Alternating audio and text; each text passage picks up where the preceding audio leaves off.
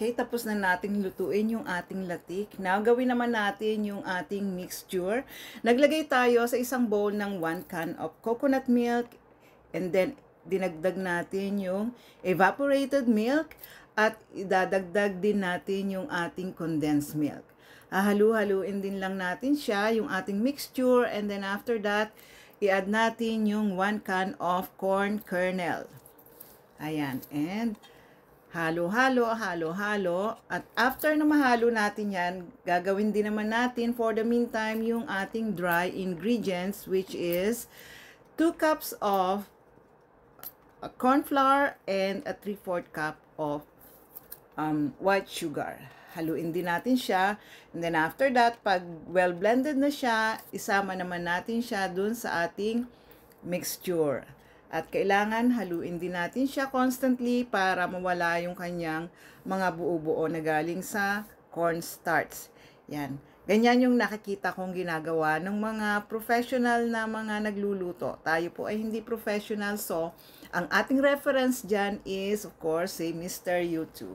At yan, sa isang saucepan, inilagay na natin yung ating mixture. At syempre, kailangan natin siyang haluing mabuti habang siya ay kumukulo dahil para maiwasan yung pagdikit niya doon sa ating saucepan or sa ating kawali dahil mahirap na kapag tayo ay nasunugan or nasunog yung ating niluluto. Mahirap maghugas ng kawali or kaldero, hindi ba? So ayan, sa tingin ko medyo okay naman na, thick na yung ating mixture. So isasalin na natin siya dyan sa ating pan. And then atin siyang i-flatten. Siyempre, nakita ko din yan sa YouTube.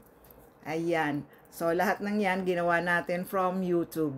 Ginaya lang natin yan. So, yung latik, yung langis ng latik, ayan, iniyaana natin siya. Ini-spread natin siya on top para hindi siya ganun kalagkit. Ayan, i-flatten lang natin yung ating maha blanca. And then, we're going to put the toppings na, yung ating latik na ginawa kanina. And then half of that has the latik on top. And the other half, I would grate a cheese. So, iyon ang toppings nung kalahati nating maha.